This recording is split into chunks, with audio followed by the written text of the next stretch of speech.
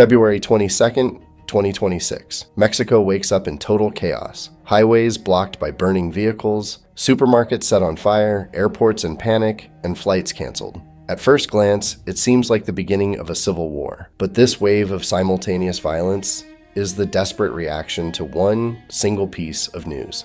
Nemesio Oseguera Cervantes, better known as El Mencho, the leader of the extremely powerful and bloodthirsty Jalisco New Generation cartel, has been killed. After years of a manhunt, the elusive drug lord has met his end. To understand the enormity of what happened in February 2026, we must take a step back and understand who was the man that terrorized an entire nation. Born in 1966 in Michoacan, El Mencho did not love public life and the spotlight like other drug traffickers.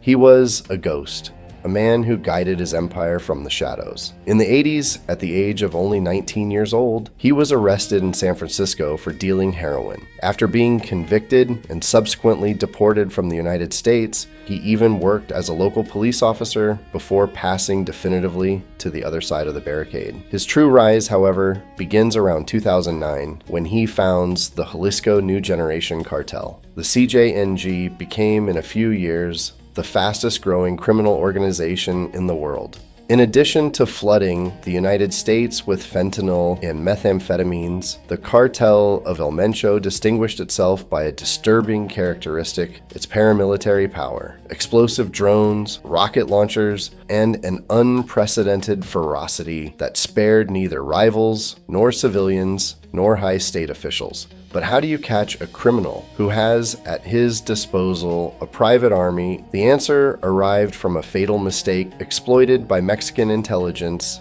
in close collaboration with the United States. And, as often happens in the history of great criminal bosses, the weak point was his inner circle. The secret agents, monitoring the movements of one of the romantic partners of Oseguera, discover a scheduled meeting in an isolated ranch in the mountains of Tapalpa. It is the opportunity they had been waiting for years. In the hours that precede the dawn of Sunday, February 22nd, the trap is sprung. Special forces and infantry, supported by helicopters, surround the area. But the reception is brutal. The personal guard of El Mencho opens fire with grenade launchers and heavy weapons to cover the escape of the boss, who throws himself desperately into the thick surrounding woods. El Mencho is tracked down among the trees, severely wounded by bullets together with two of his bodyguards. He is captured alive. The military authorities organize an emergency air transfer towards a hospital in Mexico City, hoping to save him to put him on trial.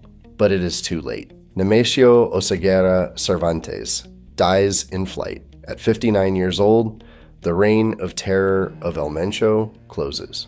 But such a rapid, lethal, and ruthless rise could not pass unnoticed beyond the border. For the United States, the Jalisco cartel was not only a criminal organization, but a true and proper threat to national security. The American Anti-Drug Agency considered El Mencho the #1 responsible for the fentanyl epidemic, the synthetic drug that was literally devastating the streets and cities of the United States. For this reason, on his head was placed one of the highest bounties ever offered in the history of crime: $15 million. Behind the scenes, the political pressure of Washington on the Mexican government had become unsustainable. American intelligence started to weave an invisible net, intercepting encrypted communications and employing high-altitude surveillance drones. Without this massive technological support, and without the continuous tip-offs from the United States, finding the ghost would have been almost impossible. The final objective of the Americans was clear: capture him alive and extradite him to bury him in a maximum security prison in Colorado, exactly as had been done with El Chapo. As soon as the news of his death spreads, the CJNG literally unleashes hell. The cartel's protocol is clear: create the most total chaos to terrorize the government and paralyze the army's movements.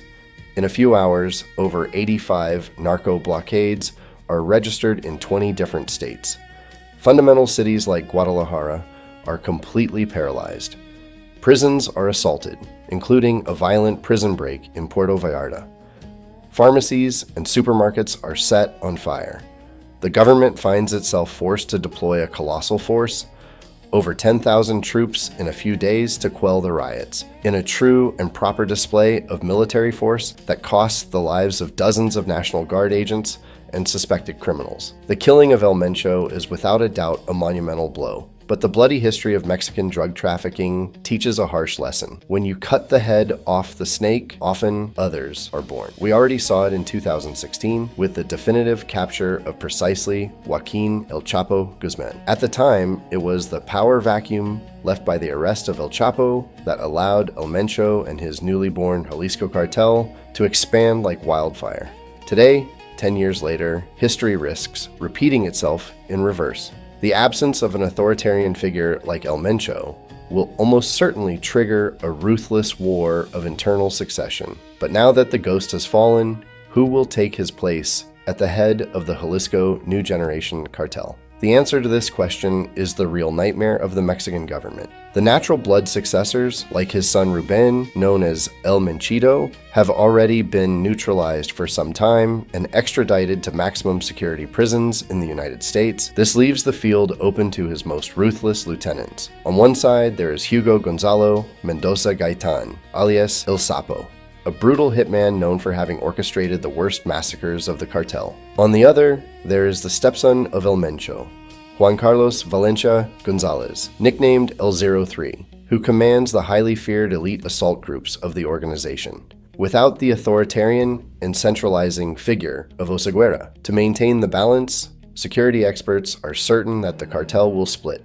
The real carnage that awaits Mexico in the coming weeks will not only be against the forces of the state, but a fierce, ruthless internal war between these bosses to conquer the crown and the billions of Jalisco. The fall of El Mencho is a strong symbol, but the empire built by him, made of weapons of war, ruthless control of the territory, and billions of dollars, fruit of smuggling, will not disappear overnight. We are facing a turning point for the history of Mexico and the global fight against drug trafficking. But according to you, will the death of El Mencho truly mark the end of the Jalisco cartel? Or will it only give start to an even darker and more violent chapter? If you like this video on the fall of El Mencho, on my channel, you can find many other incredible stories, animated in 3D, made of power, geopolitics, and great international manhunts, like the incredible hunt for Joaquin El Chapo Guzman, where I show you the secret tunnels, the impossible escapes, and the final siege of the Mexican Marines.